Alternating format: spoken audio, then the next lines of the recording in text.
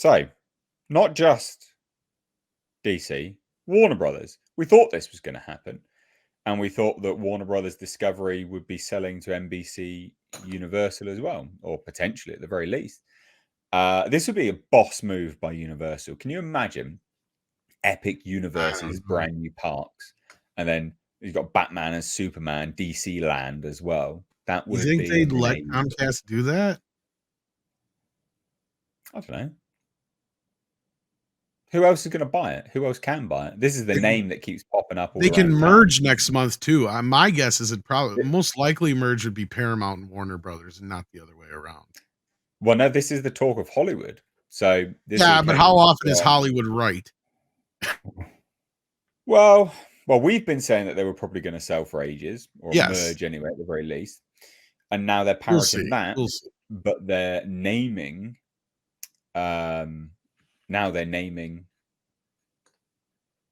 NBC Universal. They've been saying that from the beginning. He wants that to happen.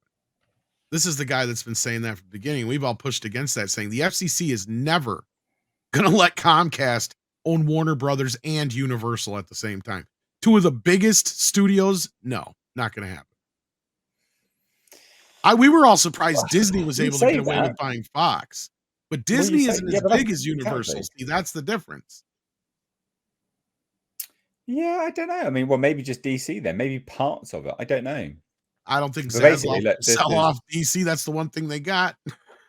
Well, this is what Variety says. You know, so they say this is on published today. Warner Brothers spends big.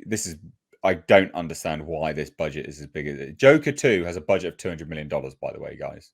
I know why, because Joaquin Phoenix said, I'm not doing a Joker 2. They said, here's $20 million. All right, I'm doing Joker 2. Yeah, I know, but still $200 million? What? Like, the first one was $60 million. It still doesn't need to be $200 million. Well, I just said, right there, your budget for the first movie is basically what they paid the actors. This time Lady Gaga, 12 million. Yeah, 12 million, 20, and then whatever else is in the movie. Yeah, well, anyway, to get down to a little bit more of the sort of finer details is apparently what Warner's is doing by establishing everything that the way they are, i.e., you know, getting Tom Cruise in there, getting Quentin Tarantino, they're trying to get his film, all of these things. This is what that's their strategy, right? It's a strategic move. It's to basically, they're not playing with their money, they're playing with other people's money. And it's, hey, this is an established company. And in terms of DC, that's why Superman Legacy has as many characters in it as possible to sell it on as an established entity in it, either an established universe or an established brand, which DC currently is not at this point in time. Definitely not in the film industry anyway. You only have to look at those films that have come out recently. They bombed. So this is their strategy, to make it an established brand. Well, and that's what I said a while back. I was comparing it to the Lucas deal, right? Yeah, you did. Yeah, and that they're saying that the time may be approaching. In April, Warner Brothers Discovery can entertain offers to buy, sell, or merge with a studio. And they say that merge with a studio like NBC Universal. I think they'll merge, as many of the lot believe will happen. That's when the 2-year lockup period expires as part of the 2022 deal that united Warner Media and Discovery. All of the recent moves, from a first look pact with Margot Robbie's Lucky Chap to the quest for Christopher Nolan's Oppenheimer, follow-up are akin to painting a house before it hits the market. I mean, a lot of this makes sense. We've been saying it for a while, but that's the potential as well. Zaslav will just want to sell it on or merge it on, whatever. Thoughts? Anyway, that's the news. Thoughts? I can definitely see a merger happening before, I think, a complete sell-off. But yeah, like Tom said, the George Lucas deal, same sort of thing, you know, kind of build it up before you sell it to make it look and appear to be worth more than it probably actually is, or that it's, you know, it's sort of like if you have ever like flipped a house, you know, if you you know, put nice fixtures and stuff in the house, fresh coat of paint, and make it look more appealing, it's just going to be easier to sell. And I kind of think that could be what they're doing. They're trying to spruce it up a little bit so it's easier to sell. Well, the exact logistics of what happened with the George Lucas deal, basically, to expand upon what you're saying, Nick, was George and Bob finally came to a conclusion that George was going to sell. Yeah. And the money crunchers over at Disney came back with an offer of, like, I think it was, what was it, 2.75 culture, something like that. I think it was under 3 billion. Sorry. Yeah, it was really tight. And yeah. and he wanted the Pixar deal, which was like $4 billion. Yeah. He wanted just better. over that. Yeah, he wanted better than that. Yeah, you're right. So it's 4.05. And then I was told by Clint Howard that the reason he wanted that 05 culture was to cover the taxes.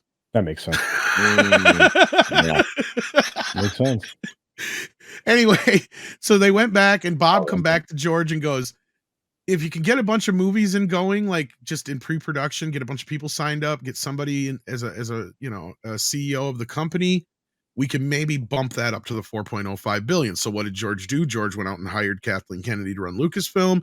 He signed on, Mark Hamill, Carrie Fisher, and Harrison Ford to a third film or another film. He got the Harrison Ford and Carrie to actually sign on to a trilogy, but Harrison only signed on to one, with the prospect of an Indiana Jones film. And then, so at that point, that was enough for them to say, okay, that's worth the extra amount. So that's kind of what Warner Brothers is doing here, and has been doing, in my opinion, with announcing all these DC projects and stuff, and all the stuff that they're announcing and spending money on. But the DC projects are kind of shit. They are, but what that does is it bolsters the bottom line, right? So, like, I don't know. In that case, that's the only way I can agree with this guy, that they're looking to sell and not so much merge. But I just don't see the government allowing this to happen. I see it for Warner Brothers as a win. Yeah, they want somebody to come in and take over NBC Universal. Brilliant, fine. But I just don't see the government letting that. That's just too big of an entity there. Because the difference is Disney is not owned by Comcast, right? They're not owned by a company like that, to where you already have a communications company, and AT&T is already a communications company. So they're not going to allow those two to merge in any way. Somebody's going to have to buy the other one out. Right, culture. That's my understanding. Well, AT&T sold Warner Brothers. AT&T's not anything to do with it now, are they? They're still part of it. They still are a stockholder. So is Liberty Media, which John Malone, who's an actual director on the board of directors for Warner Brothers Discovery, is the whole reason the deal came together in the first place. That's how we got the Reverse Morris Trust spin out that AT&T pulled off. So obviously AT&T wants to get value out of the shares that they have from spinning this out. I'm about to say something that's going to maybe change this conversation. I don't think that this is what we think it is. I don't think that this is going to go to NBC Universal. I think it's more likely, because there is a loophole in antitrust law, that if a company is failing, they will allow for an exemption in order to rescue the company. My thoughts are Warner Brothers is in a far better situation because of the retirement of debt and their eyes pointed towards other assets, that they were making all the moves they were making to get rid of that debt and look at it in a different direction, that they are going to go after Paramount. And you're going to get a merger of equals, which isn't really true, because it'll be Warner Brothers Discovery leading the pack there. And that might be the only way for what's her name at Paramount to save her dad's legacy. Shari Redstone, the only way she can save her dad's legacy and keep those companies from being completely lost to time is to make a deal with something like Warner Brothers Discovery to keep it all intact. And, then it'll be on them to parse out what's good to keep and what not. The problem is Warner Brothers Discovery is not losing money. They wouldn't qualify for any antitrust exemption status because they're not a failing company, despite all their losses on the DC films. I love the idea of them parting with DC, and I really love the idea that it would be Comcast to acquire it, because it would just shove a giant grenade in Disney's butthole, But unfortunately, that would make Warner Brothers worthless then, and that's the problem. I don't know that that's necessarily true. They're the largest content distributor out there now, as far as studio productions go, and television.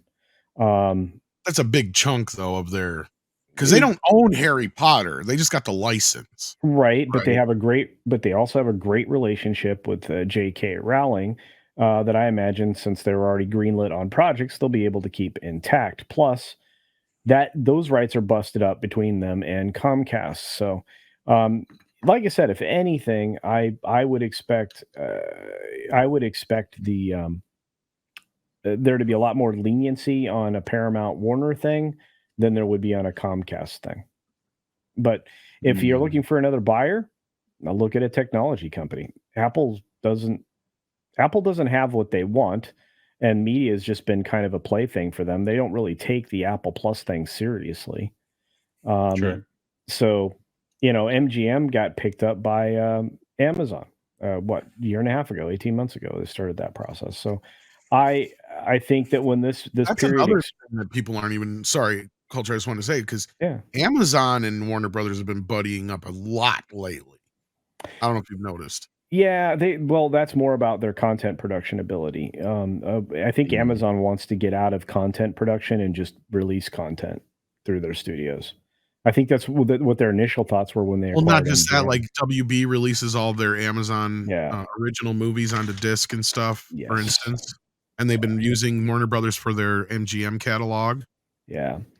Yeah, when you look at the way the business relationships work right now between those corporations and others, and obviously Disney's handing over their physical media stuff to Sony. Yeah, well, part of it, yeah. And everybody's giving to the other parties what the other parties do better than they do.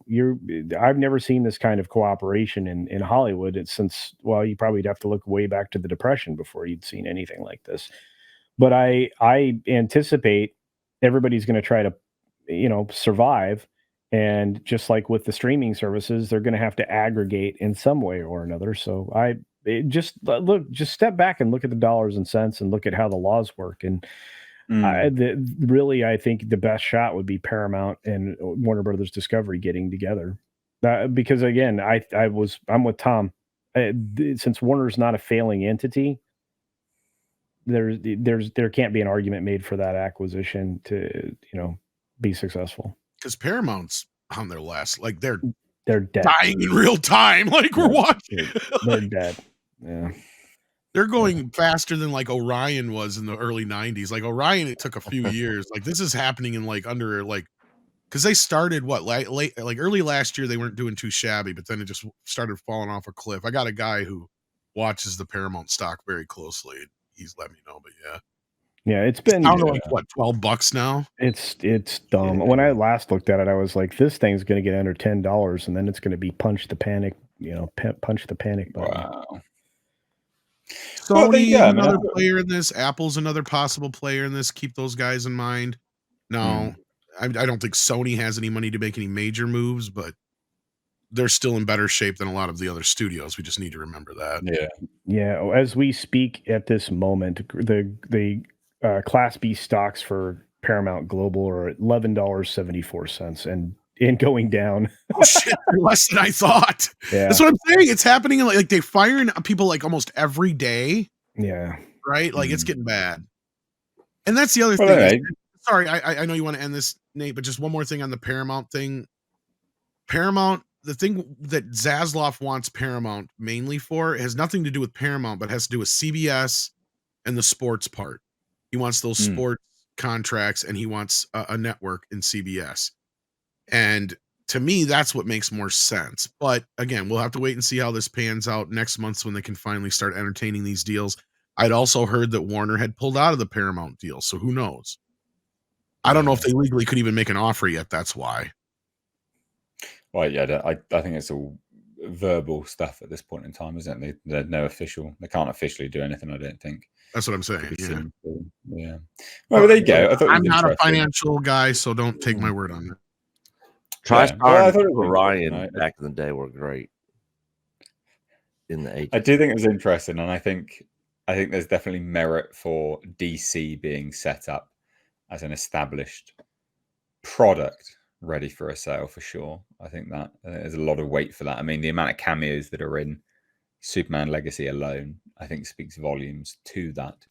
Well, supposedly Supergirl and one of the other guys that he's already cast are not going to be in the movie. I don't know if you saw the. I did I not. don't want to jump ahead. Okay, yeah, he just dropped some images earlier, and I have one image here in the background that I cannot confirm yet, but this might actually be the Superman suit from the movie. That looks terrible. Wow. I don't know. I kind of like it. I don't. What's wrong with If it? that is the Superman, It just doesn't. suit, It that doesn't looks look like an S. terrible. It looks like That's the S from Kingdom Come, you friggin' tards. I don't care. It looks terrible. Oh, you uncultured swine. You have no idea what you're looking at. That's why. Piss off, Tom. You've never watched Batman Beyond. Uncultured swine. Yeah, but I've read Kingdom Come, one of the greatest novels of all time. I don't care. It doesn't look good. No, as in I'm not a the big whole fan of suit the S. doesn't What I look- do like is it's got the trunks. I don't know if this is legit or not. It doesn't quite look real to me. I don't know. I'm a fan of the trunks. I'm just not a fan of the. You know what that looks like? It looks like it's made out of cake. It does look edible, doesn't It it? does. It looks like it's made out of cake. Really, I'm not a look, fan of the webbing in the suit part either. it looked like something I could 3D print, is what it looked like, but it's fun. True. I don't know. It's not my anyway. Moving on. It's not my cup of tea. Who cares? Whatever. Cup of tea. No, I prefer the 80s symbol, actually. But I think they want to do that because they got to keep updating the symbols so they can add more copyrights to crap. That's one of the reasons why they keep changing the bat symbol. I don't know if you've heard that before, but yeah. Yeah. So it's also to sell merch as well, isn't it? So. Wow. But anyway, there you go. There you go. We